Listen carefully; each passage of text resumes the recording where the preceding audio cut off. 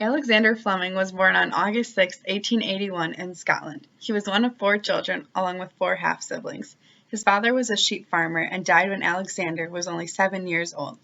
The rest of the family also worked on the 800-acre farm a mile away from the nearest house. He attended many different schools before moving to London at age 13. There he lived with his older brother Tom, who was a doctor of medicine. He was schooled in business with boys over 2 years older than him. From that training, he easily got a job in a shipping office for 4 years. He did not enjoy the job very much, so at age 22, he went to study at St. Mary's Hospital Medical School at the University of London. He was able to pay for schooling with the money he inherited from his uncle. Before attending school, he took the entrance exams, which he received the highest scores out of everyone in the United Kingdom. Alexander was studying under Sir Almarth Wright, who was a pioneer in vaccine therapy. In 1908, he won a gold medal as the top medical student and graduated in 3 years with a Bachelor of Medicine and a Bachelor of Surgery.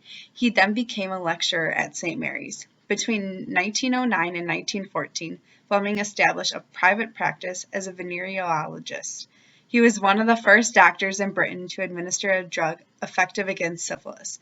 Fleming served in World War I as a captain in the Army Medical Corps for a short time. After witnessing so many soldiers die from infection following battle wounds, he set out to find a cure for bacterial infections. However, in 1918, he returned back to St. Mary's to teach. Alexander Fleming had 2 wives. The first one, Sarah, he married on December 23, 1915, and later died in 1949. He had his only child, Robert, with her. Robert later became a general medical practitioner. A few years after Sarah's death, Alex remarried a colleague named Amelia from St. Mary's on April 9, 1953. She later died in 1986. Fleming was always interested in natural bacterial action of the blood and in antiseptics. While in the military, he worked on antibacterial substances which were not toxic to animal tissues. In 1921, he discovered a bacteriolytic substrate which he named lysosome. A few years later, while studying influenza, mold had developed a bacterial-free circle around itself. On September 28, 1928, Fleming found that staph could not grow near the penicillin mold. He ended up naming this new substrate penicillin. He tested the toxicity on a laboratory mouse and a rabbit, however, never injected the staph or other disease-causing bacterial first due to his beliefs that cures come from within the body itself. 2 other scientists worked for 10 years before they developed it enough so that it could be used today as a drug.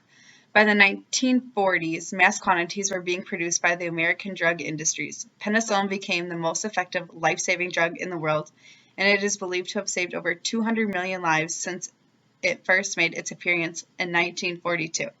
In 1945, he won the Nobel Prize in Medicine along with Howard Florey and Ernest Chain. From 1951 to 1954, he served as rector of Edinburgh University. On March 11, 1955, Alexander Fleming died of a heart attack and his ashes were placed in St. Paul's Cathedral in London. The discovery of penicillin saved millions of lives and has become the beginning of modern antibiotics.